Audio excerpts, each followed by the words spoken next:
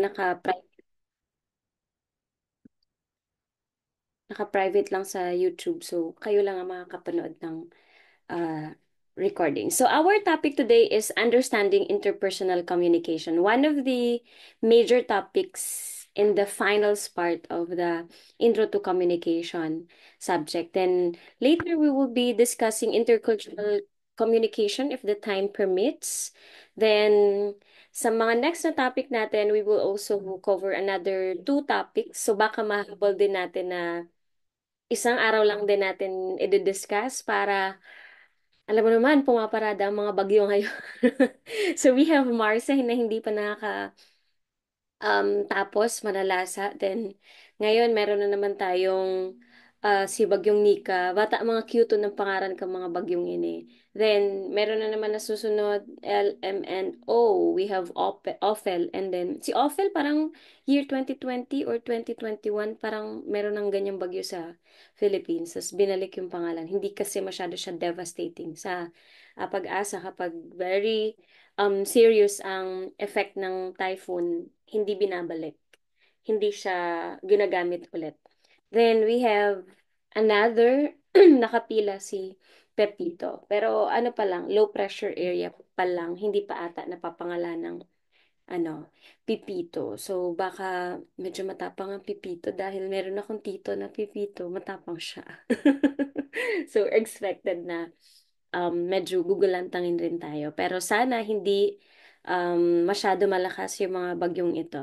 And ngayon, um, just this morning, parang early Monday, nag-land si Nika doon sa Isabela, Aurora. So, at the end of this discussion, you're expected to define interpersonal communication, which is common to us dahil everyday ginagawa natin. So, kailangan lang balikan, analyze, i-realize natin, paano natin to ginagamit and paano natin mas magagamit in order for us to communicate effectively. To explore the major principles that shape interpersonal communication and to discuss the different ethical systems that are relevant to interpersonal encounters and appreciate their values. So, later, I already posted the activity actually kasi baka sabi ko makalimutan ko kapag nag-discuss na ako ng intercultural communication. So baka kaya nating ma-discuss ito in 30 minutes. Dire-diretso lang akong discussions. Then later, I'll be entertaining your questions about the activity, which is interesting dahil pipigain ninyo ang inyong mga creative juices in reflecting with our topic today.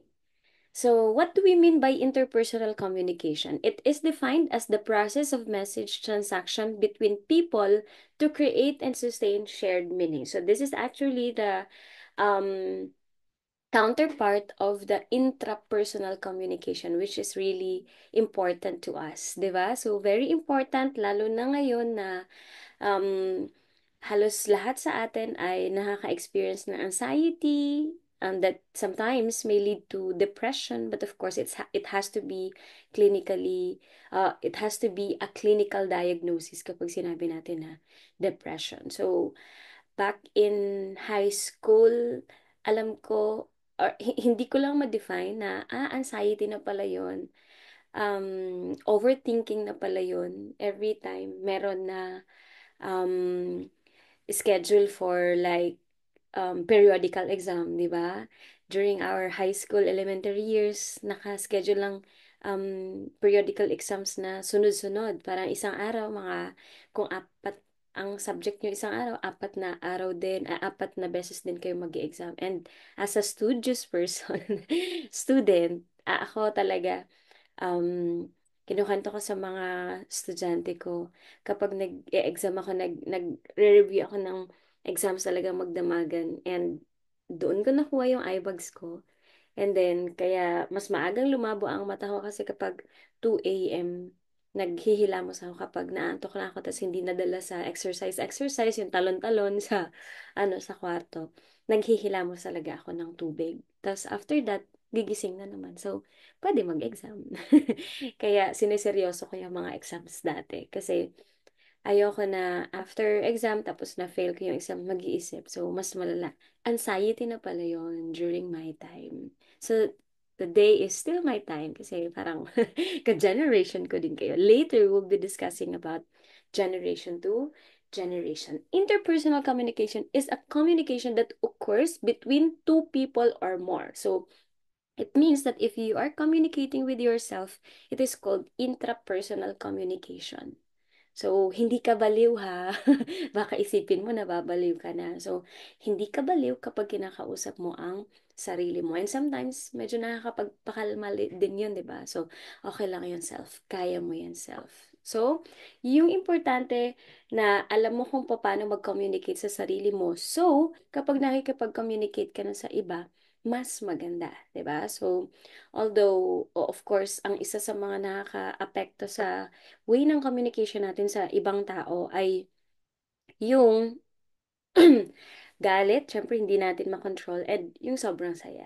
'Di ba? Kaya nga sabi nila, advice nila, don't decide kapag galit ka, don't decide kapag overwhelmed ka or happy ka sa na-encounter mo sa present experience mo. So we all have moments when we feel the need to reach out to others and share our feelings and ideas. So yan ang mga sinasuggest ng mga therapists, ng mga psychologists, lalo na yung mga nakaka-experience ng problem sa mental health nila na mas maganda kausapin mo sarili mo from time to time, of course, but of course mas matutulungan ka kapag ino-open mo yung sarili mo sa ibang tao, 'di ba? So may kanya-kanya tayong style in expressing ourselves, in communicating with other people. We call that interpersonal communication. So ibig sabihin kapag tayo ay nagko-communicate sa ibang tao, we try to build our relationship with them, 'di ba? You can improve your health, then you are trying to be pervasive in communicating with others. So bakit kailangan natin build ng relationship sa ibang tao, 'di ba? Then very important, ako kanina habang binabalikan ko yung lecture ko, parang ang ganda balik-balikan, it can improve our health, 'di ba? So tama kasi iyan yung isa sa mga pinaka problema. I'll always relate this to mental health kasi yun yung isa sa mga serious um social issue ngayon, 'di ba? So, it can improve our health. Kasi, di ba, madalas kung ikaw, sabi ko nga, kung hindi mo ma-master yung intrapersonal communication, hindi mo ma-master kung paano ka magko-communicate sa sarili mo, paano mo itatapa, paano mo you got this yung sarili mo. Kung hindi mo yun ma-master, 'di ba? So much better na i-try natin yung power of interpersonal communication kasi isa yan sa mga kahit na ang subject natin intro to communication, very technical, that this is related to mass media, related to journalism, related to broadcasting, pero 'di ba, from time to time ay input motherly advice, mga very personal na advice to each and every student that I encounter. So at least dito sa topic, we will make it more or we are making it more solid kung paano natin i-insert from time to time sa topic natin. So anyone who wants to at least share a little or a short testimonial on how interpersonal communication or sharing your ideas, your feelings with others helped you in overcoming your fears, your anxiety moments. You can turn on your audio or kaya ba na may meron ba kayo dyan na icon na naka-raise? Or pwedeng diretso na lang i-on kasi hindi ko pala makikita. Ay, nandito pala. Sige. Sige lang, i-on lang po ang ano. Uh, am I still sharing my screen? Share screen, di ba? Tama ba? Nakikita niyo po yung shinare ko na ano, kanina. Nakashare akong screen kanina po. Gov. Gov. Gov Trisha. Nakashare ako ng screen kanina habang nagdi-discuss ako ng ano, nagdi-describe ako ng interpersonal com. Yes. Alright, sige. So anyone who would like to share their experience about interpersonal communication, paano nakatulong yung interpersonal com sa pag-build nila ng sarili, if there was a time na naka-encounter kayo, naka-experience ng dinududahan mo yung kakayahan mo, or may family problem, may personal problem, meron po ba na gustong mag-share? Wala naman. So, at least we know the idea of sharing our personal feelings. So, why do we need to communicate? So, why do we need this interpersonal communication? Of course, for our physical needs, di ba? Merong mga tao na kapag walang kausap, parang halos mabaliw-baliw na. And then, ako naman, may dalawang personality ako. I can be silent, tapos, ano ako, outgoing din ako kapag nasa labas din ako. Of course, we are journalists. Walang mahihain na journalist, di ba? So, walang journalist na nahihiya sa harap ng mga tao. So, we need to communicate for our identity needs, di ba? So, minsan nakaka-reflect din tayo sa sarili natin na this is me. Ito yung totoo ako kapag nakakausap natin yung ibang tao. And then we try to compare ourselves with others. So, that's the time na nakikilala din natin yung sarili natin. So, we need interpersonal communication in our spiritual needs. So, alam niyo ba na kahit na ikaw ay nananalangin, nagpe-pray ka, that can still be considered as communication. So, you are communicating with God. Meron ba dito na mga, ano nga sa tawag natin doon? Atheist. Meron mga atheist. You can just raise your hands, but still, we can consider that as interpersonal communication when you are trying to communicate spiritually with the Lord or God. Instrumental needs. So, we also need to communicate for our instrumental needs. Lalo na tayo yung mga journalist, lagi tayong nasa labas, di ba? So, kasabay sa, ngayon, kailangan nating i-package ang sarili natin na, all around, lalo na meron tayong mga estudyante na active sa mga extracurricular activities, di ba? So, sila yung mas nahuhon. Hindi ko naman sinasabi na mas active sila, kundi nakakatulong din yun na mas maging outgoing ka, na mas open ka sa ibang tao. So, what are the principles of interpersonal communication? So, tingnan nyo, isa sa mga cutest pictures na nagre-reflect din ng ano natin, ng experience natin ng importance of communicating inside our classrooms. Uminom lang ako ng tubig. So what are the principles of interpersonal communication? So we can say that this is interpersonal communication if that certain situation is unavoidable. So parang we can't not communicate. Ibig sabihin, walang araw na hindi tayo nagko-communicate with other persons and even with ourselves, di ba? So researchers have stated that you cannot communicate or you cannot not communicate or you can't not communicate. Ibig sabihin, kahit nakatulog ka, well, you're still communicating, di ba? So sino ba nakakaalala ng kanilang panaginip kagabi?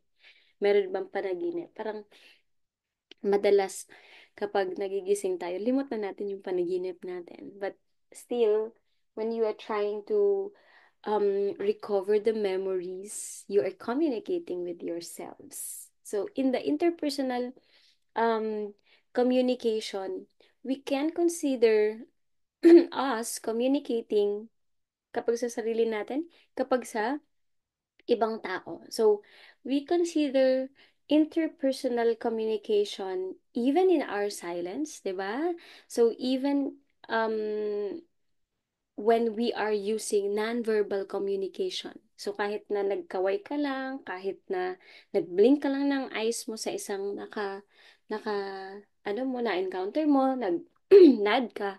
So that can still be considered as interpersonal communication. It is what makes interpersonal communication transactional. Ano nga yung ibig sabihin ng transactional? Remember? Diba? We have the linear, we have the interactional, then we have the transactional model of communication. Ano nga nang ibig sabihin ng transactional model of communication? Remember? Ito yung isa sa mga pinakamalalim na model of communication wherein you communicate with other people by sharing your experiences. Remember, sa linear model, kapag sinabi nating linear model, pwedeng one-way communication. Kapag interactional model, you are communicating and then yung messenger and then yung recipient ng information, they can share their ideas or their messages. So sometimes yung receiver nagiging messenger, yung messenger nagiging receiver. And in the transactional model of communication, mas ina-expect na mas malalim yung sharing of idea dahil bakit? Merong sharing of meanings. So sharing of experiences. Number two principle, interpersonal communication is irreversible. So there are times when we wish we hadn't said something, lalo na kapag kapag galit tayo, 'di ba? So, wouldn't it be great if we could take back a comment and pretend that it hadn't been spoken? Oh, so interpersonal communication, lalo na sa social media na medyo na, ano tayo, na-trigger tayo ng post ni, ano, sino ba yun? Si Rosmar Pamulaklakin. Then, bigla kang na-trigger na sinabi ni, ni Rosmar last time na, kamusta kaya yung mga taga Bicol? Remember nung sinalanta tayo ni Christine? Kamusta kaya yung mga taga Bicol? Kawawa na sila, bla bla bla. Samantalang ako, natutulog ako dito sa malambot na kama. Sana sinabay na ni Rosmar kung kung anong brand, anong brand ng kama yung ginagamit niya during that time na nagpo-post siya, 'di ba? So, the principle is of irreversibility means that we say to others, what we say to others cannot be reversed. Kaya, very important na kapag nakikicommunicate tayo sa ibang tao, mas kinocompose mo muna yung sarili mo. 'Di ba? Na mas aanoyin mo muna, a-analyze mo muna, lalo na kung social media. Yeah, so we will also apply the principle to our actuation on social media kasi, 'di ba? So, lahat ng sasabihin mo sa social media, remember that it is publicly published or posted. So, hindi pwede na sabihin mo, this is my wall, these are my words. Parang my wall, my rules. Pero, of course, di ba, kung i-consider natin yung sasabihin mong karapatan mo, yung sarili mong, yung wall mo, karapatan mo, kahit ano, kung ano yung ipopost mo sa wall mo, remember, ang karapatan natin nag-i-end kapag may natapakan na tayong karapatan ng iba. 'Di ba? So, ibig sabihin, yes, you can have that freedom, pero mag-i-end yung freedom na yan kapag natapakan mo na yung freedom ng ibang tao. 'Di ba? So, irreversible yung sasabihin natin sa ibang tao, kaya mas maganda i-compose muna natin sarili natin, isipin ano mga repercussions kapag sinabi ko to sa wall ko or kahit na in person na sasabihin mo sa ibang tao. Next, interpersonal communication is symbolic. So what do we mean by symbolic? So we interpret meanings based on symbols, di ba? So we consider two words semiotics. It refers to the study of signs and symbols in relation to their form and content. So you will also be discussing semiotics in your communication theories kasi may semiotic tradition din ang 'di ba may seven traditions ng communication theory. So, we interpret the meaning of each communication process based on the symbols and signs that we use. So, what are these symbols and signs? So, signs or symbols are arbitrary labels or representations for feelings, concepts, objects, or events. So, say for example, words are symbols, diba? So, ibig sabihin, we are also considering, say, the cultural backgrounds. So the cultural background may somehow affect the way we interpret the symbols or the semiotics, di ba? So, ibig sabihin, say, I am from generation millennial, and kapag sinabi natin na punishment, iba ang meaning ko ng punishment compared to the punishment that we have in this generation of Gen Z, di ba? So, your feelings or the meaning of the symbols or of these symbols may be arbitral. So, ibig sabihin, iba ang concept nyo, iba ang feeling nyo about something dahil merong mga nakakaapekto sa atin noon. Later sa intercultural communication, we will also be highlighting the factors that affect our interpretation of meanings of communication. So, interpersonal communication is symbolic. Ibig sabihin, kahit na sinasabi mo na okay lang, hindi ako galit, pero nakikita naman sa mata mo na worried ka, nakikita naman sa mata mo na ano ka, na disturbed ka. So, kahit na yung spoken words mo, yung spoken ideas mo, sinabi mo, nakita, narinig, still, meron mga symbols na magpupul ng message, and then, may bagong interpretation na makukuha yung tao na yon. Kaya, 'di ba, sa Pinoy ano natin culture, kapag nakikipag-usap ka sa tao, dapat eye to eye. 'Di ba? May meaning din kapag hindi ina eye to eye. Or dapat mulat tayo na hindi lahat ng tao kaya maka-eye to eye sa'yo, 'di ba? Like etong mga autistic kids, hindi nila kaya na mag-eye to eye. Then, yung mga may ADHD, who else? Then, merong mga personality naman, hindi naman related sa mga conditions. Interpersonal communication is rule-governed. Yan. Consider this, di ba? Kapag um, tayong mga Pinoy, meron tayong mga prinsipyo. Kaya nga, madalas tayo nagre-react tayo lagi sa kung papaano makikicommunicate sa atin yung ibang tao, kung papaano nila pinupost yung ideas nila online. So, consider this. Always tell the truth. O kapag ikaw ay nakarinig na nagsisinungaling sa'yo, especially like sa mga activities nyo, ngayon, ginagawa niyo yun yung project ninyo, di ba? So, parang ngayon na first year kayo, you are still on the stage na kinikilala nyo yung commitment ng kaklase nyo, di ba? So, kinikilala nyo kung sino dito yung pwedeng mapagkatiwalaan in the future.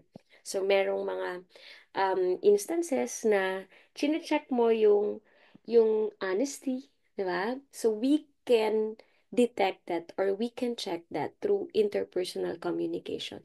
Always tell the truth. Don't talk back. Always say thank you when someone gives you a present. Yung parang, 'di ba, sabi nga, meron na kapag ano sa akin kapag advice parang, 'di ba, ako na sa stage ako na nagre-raise ng kids, ng little boy. So, isa daw sa mga dapat na ituro lalo na sa mga generation ay sa mga bata na nagsisimula pa lang,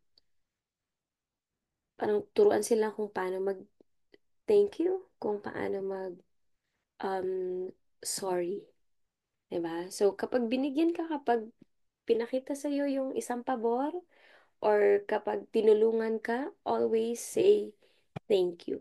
Don't interrupt while someone is talking. Ayan. So, parang general rule in communication, especially inside the classroom.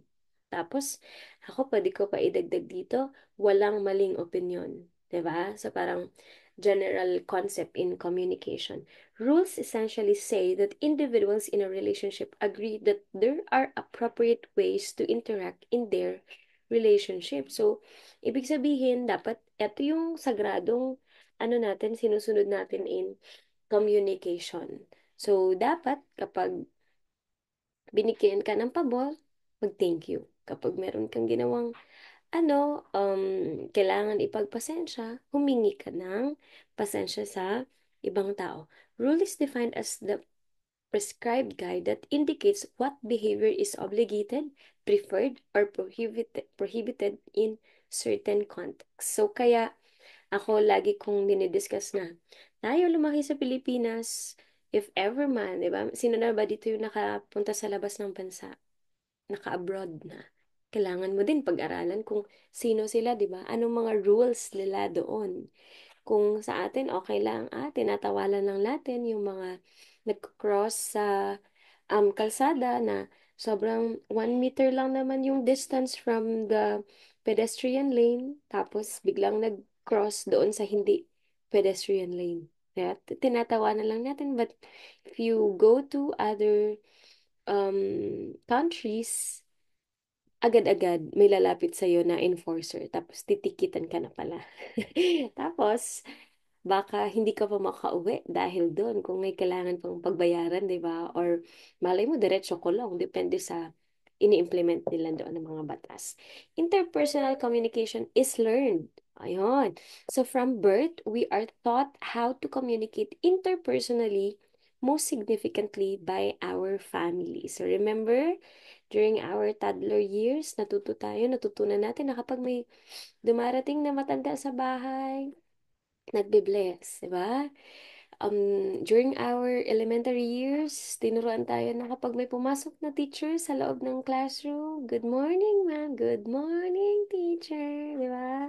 So ako na-miss pag pumapasok ko sa classroom ng mga private schools, di ba? Meron sila mga line na maghihintay pala sila ng response mo like, thank you, good morning, you may sit down.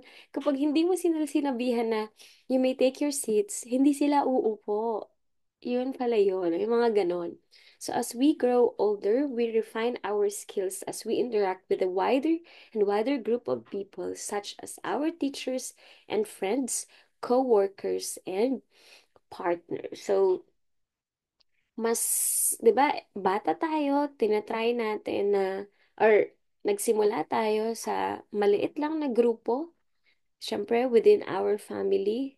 So, kung papaano tayo nahubog doon sa communication with our family, magre-reflect din yun sa kung paano ka magko-communicate sa ibang tao. So, habang nagmamature tayo, mas lumalawak yung network natin. Mas dumadami yung kailangan natin na pakisamahan. Diba?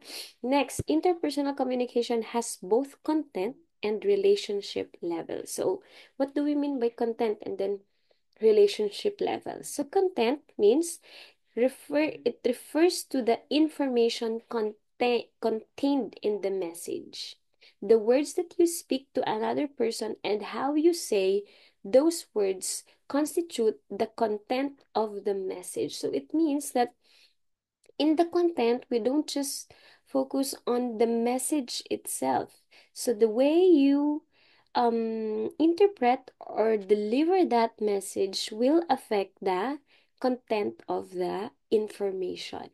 Relationship level. It can be defined as the information contained in a message that indicates how the sender wants the receiver to interpret the message, di ba? So same with the classroom setup. Napapansin nyo ba na iba-iba ang klase ng delivery ng message ng bawat teacher, 'di ba? So, there are teachers na halimbawa, 10 na mga chapters tayo. So, kung napapansin nyo, iba-iba yung klase ng delivery ng message kapag, or iba-ibang klase ng delivery ng content kapag tinuturo na ni teacher. So, hindi sa lahat ng oras may reporting. Hindi sa lahat ng oras dula-dulaan. Di ba? Sa atin, combination. May dula-dulaan, meron tayong artwork, merong mga essay, di ba? Combination. Ako naman, tinatry ko na maging random sa mga activities para hindi naman masyadong hindi naman masyadong plain, hindi masyadong boring na, very familiar na. Mas gusto ko na parang ang reaction ng mga estudyante ay, ano kayang pwedeng gawin? Ano kayang gagawin natin ngayon? 'Di ba? Kaysa, o yan na naman si madam, mapakopya na naman, masurat naman. 'Di ba? Ako na experience ko during elementary years, yung mapakopya naman si madam. May kukunin ng secretary, mag-a-assign ng secretary ng class, tapos, ayan, magsusulat from the book. Tapos isusulat sa kasi isusulat sa blackboard. Tapos kami naman isusulat namin sa paper namin, sa notebooks namin. Kasi during my time, elementary years, kulang pa. Parang 1:5 ang books namin. Kaya nagpapasulat talaga. So, you will try to at least devise different ways on how you will communicate the message. Ayon sa estudyante and then sa teacher level. So it means iba-iba naman sa iba-ibang klase ng tao. Then we call that the relational dimension of message gives us some idea on how the speaker and the listener feel about each other. So, ibig sabihin, kung halimbawa nakikipag-communicate ka lang sa sa kaklase mo, there are different ways on how you will deliver the message, 'di ba? Pero kapag ang kausap mo adult, kapag parent, parang lagi ito dapat yung way na communication, 'di ba? Kasi iba naman, lalo na sa Pilipinas na kapag nakikipag-communicate ka sa matanda, dapat maayos. Kasi other people will consider it as negative kung negative din yung way ng pagko-communicate mo sa ibang tao. So, it means, yung parang nag-discuss tayo ng different principles in interpersonal communication. We discussed or we are banking on the idea of ethics. Diba? Kasi in the interpersonal communication, well, you can apply your personal style in communication, but in the interpersonal communication, there is this ethics. Laging parang may um, moral ascendancy na i-consider tayo.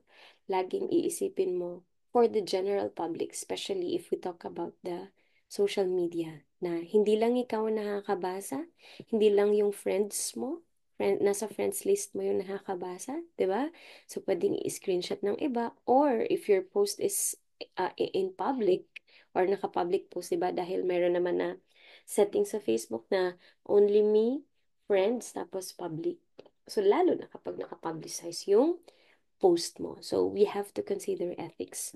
So, ethical issues may arise in human behavior whenever that behavior could have significant impact on other people or other persons.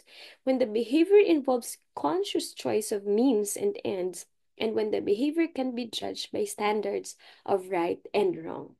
So, lalo na sa panahon ngayon na madalas ang interpersonal communication nangyayari sa social media. Especially, halimbawa, ikaw ay nagbo-board or walang pasok like ngayon.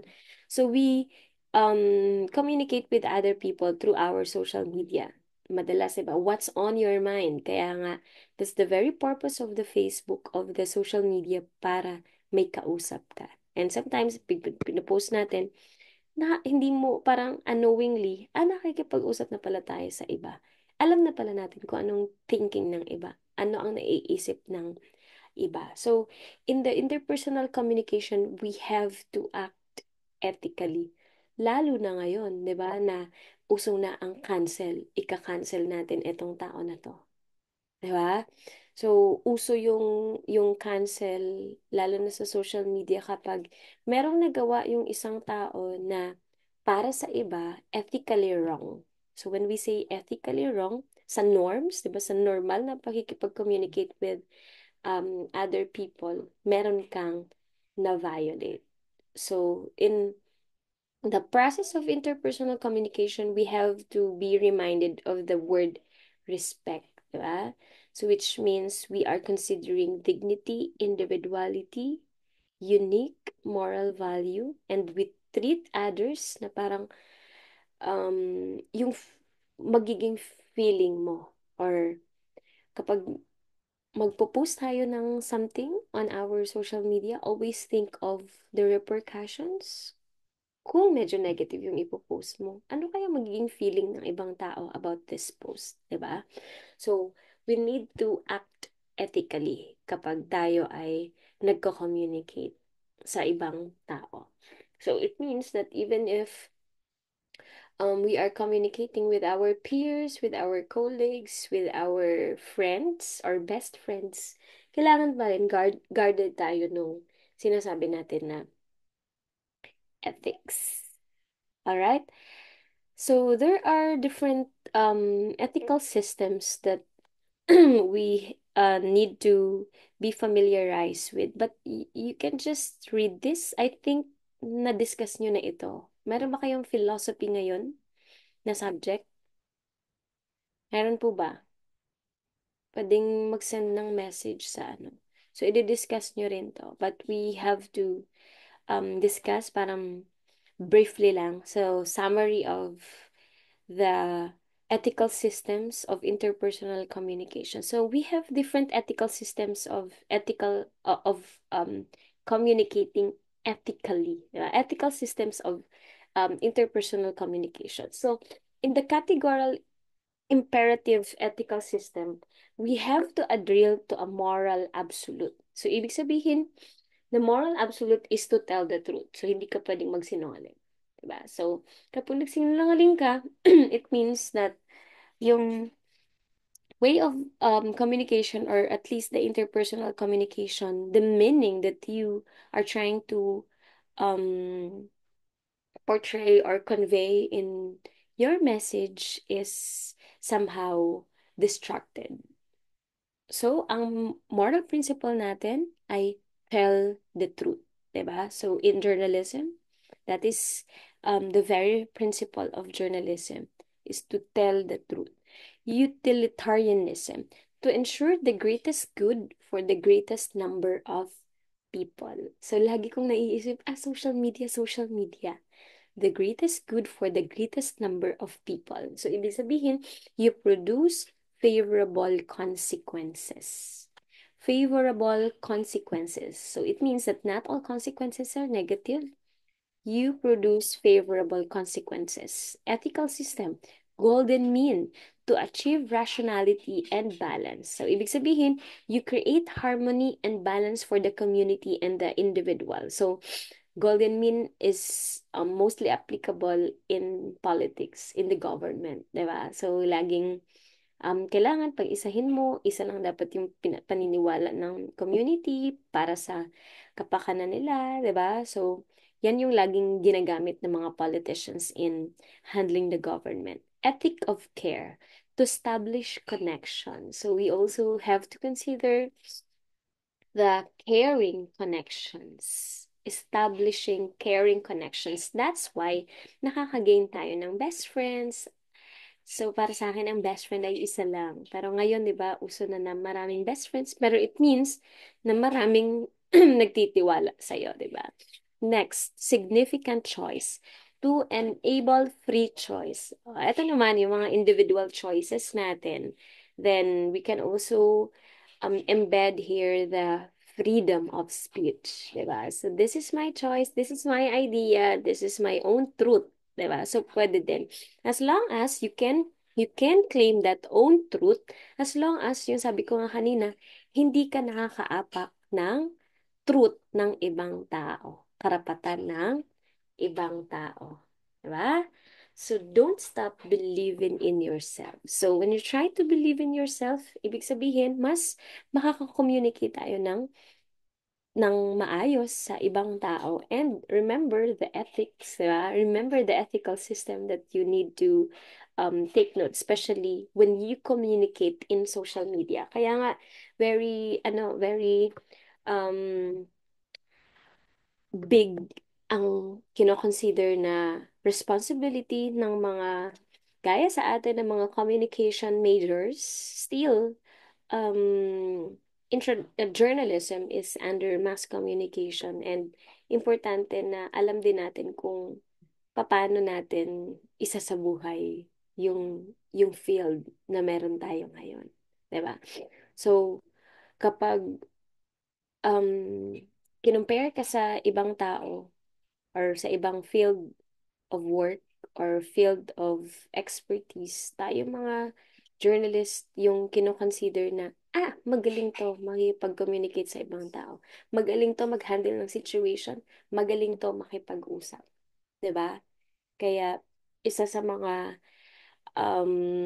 kino-consider na expertise natin, not just news writing, ito rin na communication. Kaya, di ba, tayong mga journalists, tayong mga um, nagsusulat, tayong mga lead sa ating mga communication majors, sila yung madalas na hinahire, mag-MC ka ngayon.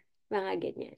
Mga English majors, madalas sila yung nag-MC. Pansin nyo, yung mga nag-MC sa mga events like graduation ceremonies, yung mga Filipino and then the English teachers, sila yung madalas na hinahandle because they are discussing or teaching communication, how you will communicate with other people. Of course, kailangan din doon yung rudiments in composing each line, lalo na kapag maghahandle ka ng isang event.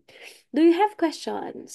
So this is interpersonal communication. I delivered it, siguro tama, mga 30 minutes. Sabi ko na, para mga rough 30 minutes. Do you have questions? I uploaded an activity. Ayan, eto po, pinost ko na sa classroom kanina. Sabi ko, baka makalimutan ko. Pero hindi ko nakalimutan. Thank you, Lord. Kasi masarap yung breakfast ngayon. So, I posted the instructions. Basahin ko ulit. Then, if you have questions, you may raise it. I-on lang yung mga audio para madiscuss natin.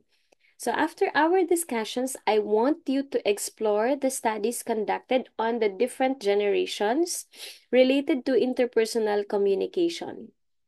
So ibig sabihin, i-aano natin, tatry natin na i-compare. Like, ako madalas ako nagkikwento sa inyo as millennial, 'di ba? Tapos kayo mga Gen Z, pero para sa akin wala masyadong gap, wala masyadong difference kung paano tayo nagko-communicate kasi nagpagkasing abot tayo.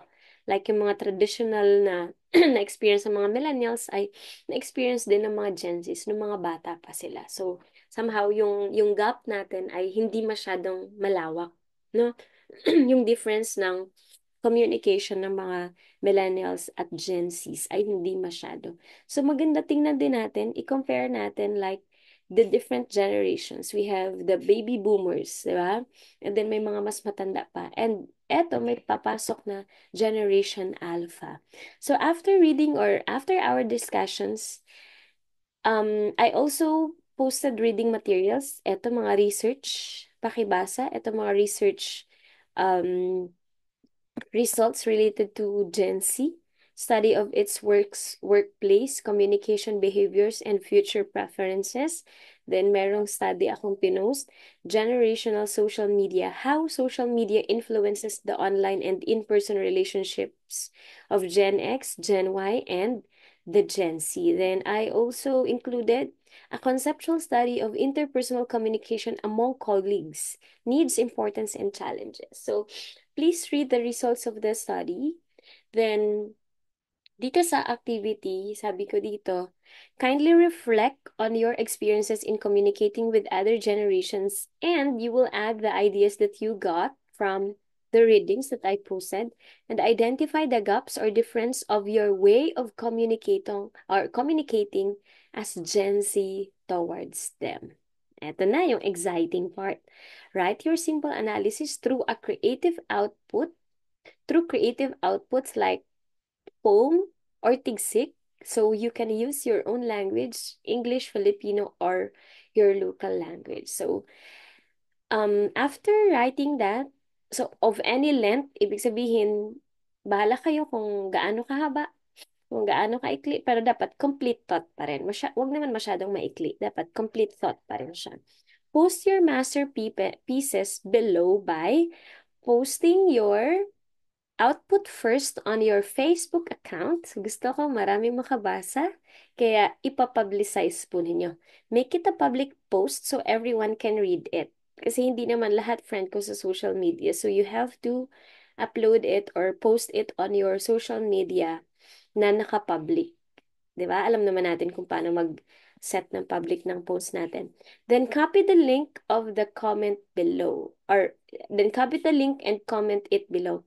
Copy the link of your post. Yan. So, very simple. Alam naman natin lang dahil Gen Z tayo. And tayo millennial. Then, i-comment po yan dito. So, it's in the in question form. Then, i-comment ninyo po dito. Ayan. So, kapag nag-comment na si Michelle, makikita ko na dyan yung link niya. Tapos, i-click ko yun. Pupuntahan ko yung Facebook niya. Nakuha po? Do you have questions?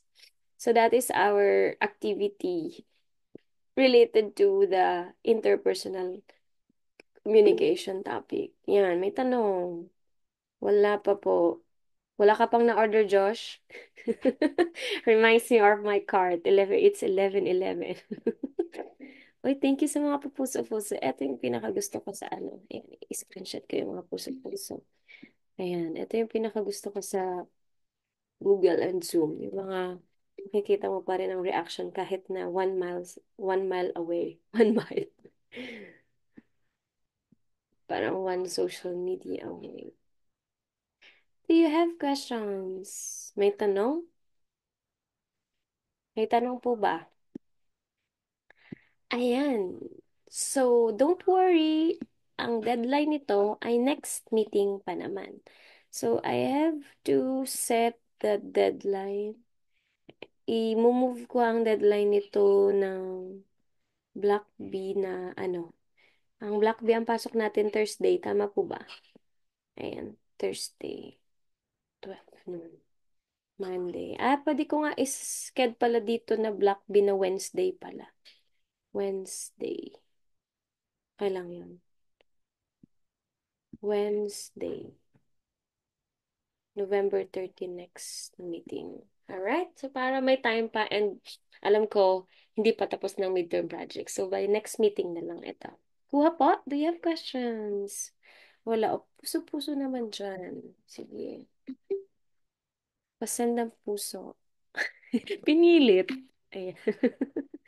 None so far. Thank you. O, sana mag-enjoy kayo doon. Gusto ko i-share nyo sa Facebook in public post. Gusto ko yun. Para mabasa ko. And, syempre, mas artistic, mas cute, mas exciting. Kung anong ma-reflect. Mas maganda, wide yung ano natin, yung topics natin. Hindi lang i-compare yung Gen Z sa millennials, kung papaano mo kaya na-experience yung communication with your lolo, lola. Gusto ko yung mga very personal na approach. And this activity is, one of the enjoyable activities. So sabi ko nga sa inyo, we will make this subject easier for you, kahit na major subject siya. Alright? Next topic is intercultural communication. I think kaya natin to mga 20 minutes. Ako, kapag nagdi-discuss ako sa online class, laging paspas lang. Laging mabilisan lang kasi ang data ay precious. Ang internet connection ay mahirap para sa karamihan. Sino dito naka-wifi? Comment dyan sa message box natin. Mga 10 lang ang naka-wifi dito, sigurado. So, intercultural communication. When we say intercultural communication, it is also one of the um, communication types na medyo mas malalim kung kung iisipin natin. Hindi tayo nagko-communicate na, eto lang ang gusto kong i-communicate. Bahala ka kung anong ibig sabihin para sa'yo. 'Di ba? So, in the intercultural communication, mas kailangan natin yung ethics, mas kailangan natin na mas malalim ang interpretation ng meaning, mas kailangan natin na i-elaborate yung message na dinideliver natin. So, what is culture? So, in the intercultural communication, we are talking about culture. What do we mean by culture? It is, so as you can see in the photo, di ba? So, merong iba-ibang klase ng mga personalities. Iba-ibang klaseng tao, personality, agad yung pumasok sa isip ko, di ba? So, iba-ibang klase ng race, iba-ibang klase ng kulay, iba-ibang klase ng pinagdaanan, 'di ba? So they may work in one company pero iba-iba yung way ng pagtatrabaho nila. Iba-iba yung way kung paano nila babarkadahin ng isa't isa, paano sila makikipag salamuha. So we are talking about culture. It is a unique combination of rituals, religious beliefs, ways of thinking, and ways of behaving that unify a group of people. So remember this: rituals, religious beliefs, ways of thinking, and ways of behaving. Ibig sabihin, kahit pala yung ways of thinking natin, that can still be considered as one of the factors that we can say that this is another culture, di ba? So, madalas kapag sinabi natin kultura, laging paniniwala ng isang lugar. No? So, halimbawa, naniniwala sila din sa aswang. Naniniwala sila sa panahon ng pagtatanim. So, even our personal ways of thinking, pwede din natin ma-consider as factor. So, we have two types of communication when we talk about culture. And later, i-discuss natin yung mga disadvantages. And dahil may mga sarili tayong paniniwala, parang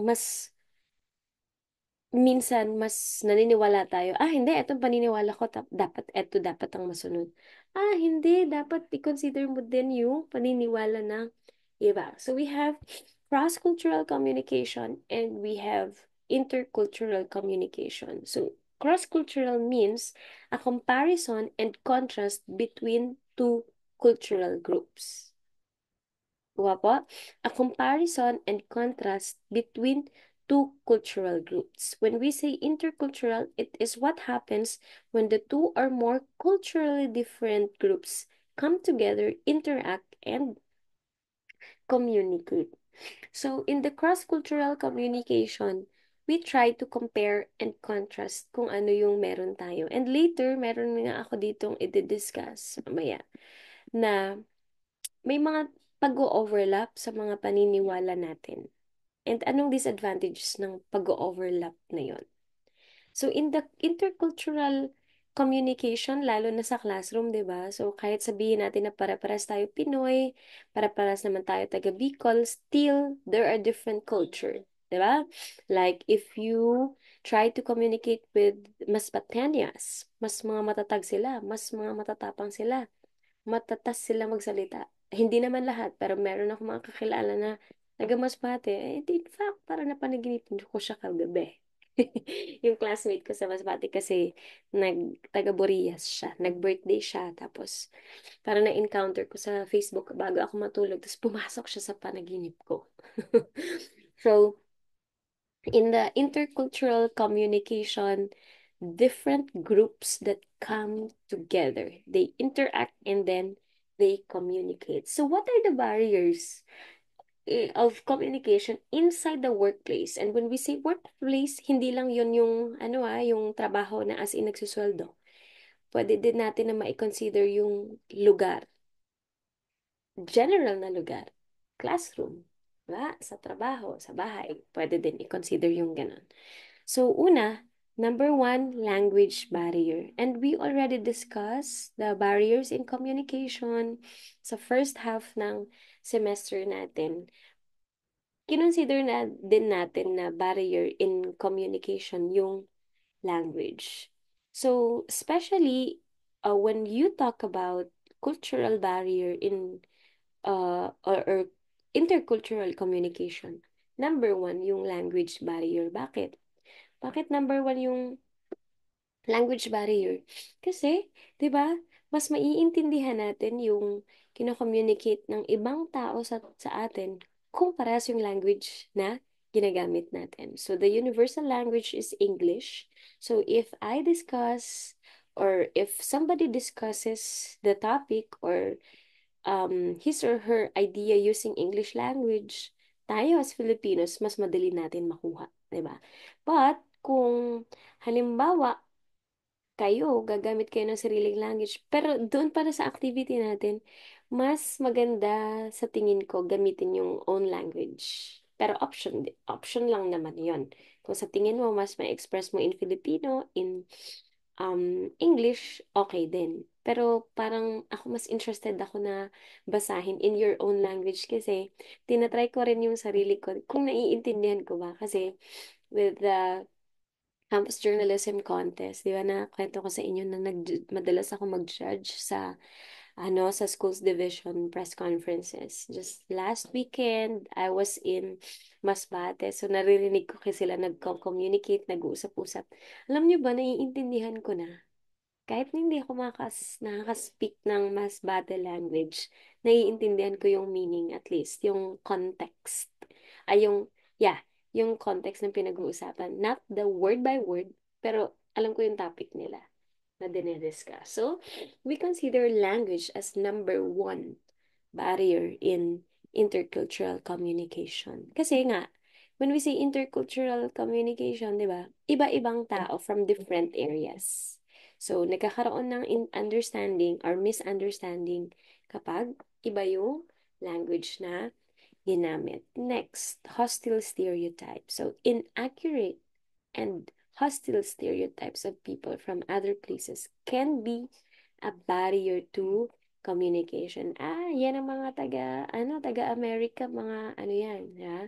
Ang mga Pinoy, mga ano yan, mga madali yan paniwalain. O, pwede mga ganon. So, ibig sabihin, ini-stereotype na yung isang grupo na sila ganito. So, nagkakaroon ng challenge in communicating na, hindi kami ganyan. Diba? So, parang meron meme sa social media na um, hindi mo naman inaano, pero inaano ka.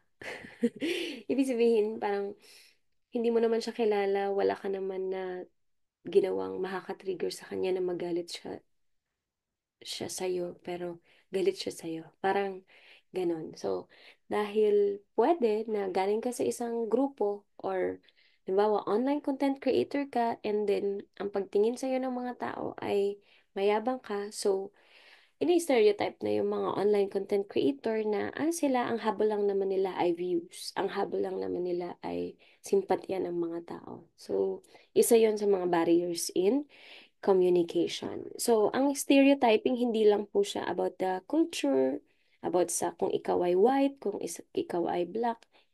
Ngayon, di ba, as the generation evolve, maraming mga pagbabago na kino-consider tayo. Next, lack of knowledge and understanding of cultures. So, isa yan sa mga barriers. Kaya, mas kilalanin natin na, halimbawa, tayong mga Pinoy, sabi ko nga kanina, kapag may pumapasok na matanda sa isang bahay, magbi-bless tayo. Pero maraming mga kultura like, alam mo ba, doon sa amin, sa United States of America, sa US, walang ganyan-ganyan, walang ate, walang kuya. Tatawagin mo yung kakilala mo, yung kapatid mo, na first name basis, 'di ba? Meron nga tumatawag sa parents nila hindi mom and dad, pangalan talaga. First name basis. So, hindi dapat natin ma-misinterpret yung mga ganun kasi yun din yung kinalakihan nila. 'Di ba? So, there are similarities and differences. So, hindi pwede na i-compare natin yung paniniwala natin compared sa kanila. Tapos sasabihin natin, eto tayo. And then negative yung sa kanila. Positive sa atin and then negative sa kanila. Next, we have the behavior differences. Diba? So, halimbawa, merong mga pikunin, merong mga outgoing, merong mga silent type. So, hindi natin pwedeng sabihin, yung mga silent type yan, mahina yan. Hindi yan marunong sa klase. Kaya nga, di ba, ako sabi ko, one way para at least ma-recognize ko yung effort ng bawat estudyante sa klase ko, okay, eto, plus points, of course, itong mga nagre-recite. Pero, paano naman yung mga silent type talaga? 'Di ba? So, naghahanap ako ng paraan para ma-recognize sila by checking their notebooks, their participation, mga simple. Tapos, 'di ba, remember the stars. So, different behaviors, different approach, lalo na kung ikaw ay teacher. Ibig sabihin, iba-iba yung pag-uugali natin. Iba-iba yung kinalakihan natin. Like ako, very sensitive ako kapag nakakarinig ako ng nagmumura. Yan. Kaya, nung unang salvo ng administration ni Duterte, sobrang hate ko makinig ng mga balita, ng mga reports na hindi man lang tinutut yung mura ni Duterte kasi sensitive talaga ako dyan. So, hindi rin ako lumaki sa bahay na kaliwat kanan yung mura. Kaya, sensitive ako kapag nakakarinig ako ng ganyan. And even sa mga estudyante, nakikigig na lang ako kapag may nagmumuda ng mga nag-uusap-usap. Pero, ang importante, hindi ako yung minumura. Kasi nagiging expression na din siya, 'di ba? So, ako, I don't consider that as expression para sa akin. Kasi may mga pagkakaiba, may mga iba-ibang ano lang naman tayo. Pero kapag naririnig ko lang na nag-uusap yung iba, So that's their way of expressing themselves. So okay lang din sa akin. I have to consider that we have different behavior. Ito pa, yung sinasabi ko sa inyo na about comparing and contrasting our culture. We have this cultural relativism and then ethnocentrism. So when we say cultural relativism, you compare the values and behavior of different cultures and usually you judge them against the standards of right and wrong. And then we have the ethnocentrism, the inherent belief that your own cultural tradition and values are correct and superior. Diba? So the danger of comparing and contrasting the culture of different people. So sa cultural relativism, you compare the values and behavior of different cultures and ginajudge mo sila according to the standards of right and wrong. 'Di ba? So, ibig sabihin, laging may judgment doon sa paniniwala ng iba. So, it becomes a barrier when you assume that cultural beliefs, values, and behaviors are wrong if they differ from your culture. And mas malala, etong sinasabi ng ethnocentrism, that you believe that your own cultural tradition and values are correct. And then sila mali na. Mali yan. Dapat hindi sila naniniwala na ganyan. Di ba? Like, ako, sasabihin mo, halimbawa, Roman Catholic, tapos sa mga atheist, na bakit hindi sila naniniwala, bla bla bla. Iko-compare mo na, yung sasabihin mo, nung nag-pray ako kay God, sinagot niya, bla bla bla. So, hindi dapat ganun. So, there are um, different ways on how we handle our differences. So, isa sa mga barriers na to, etong paniniwala na to na cultural relativism and then the ethnocentrism. Ayan. So, another barrier is when we communicate with other cultures or with other people with different cultural backgrounds, yung emotional display, di ba? May mga, sabi ko kanina, may pikunin, may mga sensitive, may mga kayang-kaya na kahit i-joke mo sila, di ba? Kaya nga, nauso yung bullying. 'Di ba? Dahil may mga sensitive and then may mga malakas talaga ang mga loob na na i-joke yung idaan sa joke yung situation or situation ng isang tao, estado ng isang tao. So, yung emotional display, isa din to sa mga mahirap. Kasi 'di ba, alam ko nung unang beses, parang lahat naman tayo naka-experience ng ganun, especially sa unang pasok, unang natin, unang um, meeting natin with our classmates. So, tinatry natin na kilalanin sila, sino yung madaling makasalamuha, sino kaya yung makaka-vibes ko dito. And unang kino-consider natin ay yung ugali, di ba? Emotional na ugali niya, kung paano kanya i-handle, kaya, di ba? Di ba? Isa sa mga, din, sa mga gauge natin para masabi natin, tatagal to as friend ko. Kaya kang masabayan sa joke, hindi napipikon. Kaya kang, bigyan ng mga advice kapag nasa, unstable, condition, lalo na yung emotions mo. Ano pa ba? Yung patatawanin ka, pasisiyahin ka, di ba? So, emotional display is also another factor. And ito pa, technology. So, isa din sa mga, pero least na lang siya. Kasi ngayon, hindi na masyado barrier ang technology sa isang generation. But of course, if you try to communicate, say, Gen Z is communicating with the baby boomer, mas mahirap. 'Di ba? Kasi alam niyo ba, uso pa rin ngayon yung mga adult, mga baby boomers na ayaw gumamit ng mga phones natin na nakakasagap ng internet. Sila ay yung mga QWERTY pad, generation pa rin. So, tayo naman ay yung kaya natin na mag-shift from time to time sa traditional and then the new approach. Or baka kaming millennial yon. Pero, ang alam ko kayo, naka-encounter din kayo ng mga traditional. Then, politics, di ba? So, not the politics na bobotohan sa elections, not that one. So, barrier din in communication yung favoritism, 'di ba? So, barrier din in communication yung white horse na kapag ikaw ay hindi close, for example, sa boss mo, of course, mas ano ka, bibigyan ka ng trabaho, hindi ka ipa-prioritize sa mga opportunities like that. Diba? So, may mga biases tayo. Personal biases in handling different people. Kapag hindi mo siya ka-vibes, hindi mo na siya kakausapin. Diba? Then another one, discrimination and harassment, especially inside the classroom, di ba? So, meron tayong na-experience sa mga ganito. And wag naman sana umabot sa harassment na magkakasakitan. So, the usual, na karaw-karaw, pero sana wag umabot sa serious concerns. Meron pa bang idadagdag na mga barriers in communication, intercultural communication that you encounter inside the classroom? Inside your side hustles? May mga SK dito, nakakatrabaho na yung ibang tao. Meron pa ba?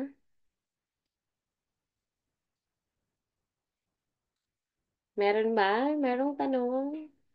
Yun, na-deliver ko na less than 30 minutes yung ano. Ayun, meron palang puso-puso dapat tunay ko agad. May tanong po? So, in this topic, intercultural communication, wala naman tayong activity. Dito na lang muna sa interpersonal communication ang ano natin. Do you have questions?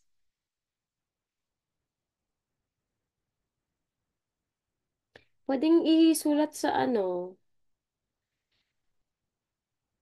pwedeng isulat sa comment section. Wala nang tanong? None so far. None so far. Wala nang tanong? Yay! Gov, kung may tanong po doon sa activity, you can just collect the questions or comment dito sa classroom, then I'll answer them via our GC or direct ako dito na magko-comment. Anyway, next week pa naman ito. Kamusta pala ang project natin? Kamusta project mga Gov? Nag-comment ba kayo doon? Kasi parang naalala ko, pinapa-comment ko yung concept na Yes sabi ko po. i-message. So far, yes po. Mm. So far, ang ginagawa ko po sa mga leader is to collect all i-create na nila yung production name. And Uh-huh. mayroon na po sa akin isang group na nagpasa ng sa may production. But at the same time, yung sub-concept, last time po kasi is kinikreate pa lang yung sa script and everything. Pero Mhm. ang alam ko po is marami na din group na nag-start ng video shoot po last time. As of Mm. our group naman po is we're currently editing na lang po. Ah, pero wala sa akin na nag-submit Gov nito. Oh. Nasa instruction ko na i-send sa akin. Sige po. Remind ko na lang po I-comment. later. We'll submit it within the day po. Thank you. Sige Gov, baka pwede ngayon para makita ko rin kung ano yung tinatrabaho niyong topic. Yan. Then baka Sige po. malay mo, may dagdag din akong comment. Ay, sige po. Thank you, ma'am. Sige po. Oo. Sige, wala nang tanong? Uy, 41 tayo. Wait lang, iaano ko. Screenshot. 41 tayo ngayon. Nakakatuwa. Okay pala sa inyo na nag-online, no? Online class. Di past, natin, suspension ng klase, hindi ako sa inyo, schedule ng online meet kasi, of course, we have to consider the, ano, internet. Okay na pala, 41. Halos tatlo lang yung, 40. Halos apat, lima lang yung absent, but I'll still be uploading the recordings dito. Naka-survive dahil hindi nga tayo nag-video. Wala nang tanong? No questions? Yay! Yan, pakibasa na lang ulit. Ito po na mga in-upload ko. Ang ganda ng mga results nito. And ikaw mismo, marirealize mo, ganito pa kala kami. Ganito pala kami. Kasi kayo ang pinag-aralan dito. Mga Gen Z. Ay, eto nga, may X, Y, Z. Yan. So, hinanap ko talaga itong mga studies na to for you to um, reflect on. Then, exciting ang inyong mga tula, mga tigsik later. Alright? So, wala nang tanong with that. Bye-bye you. I'll see you next week. So, later I'll be meeting the Black Pea. Kasi, may bagyo na naman kaya. May masunod na naman na bagyo kaya, ano, kaipuhan.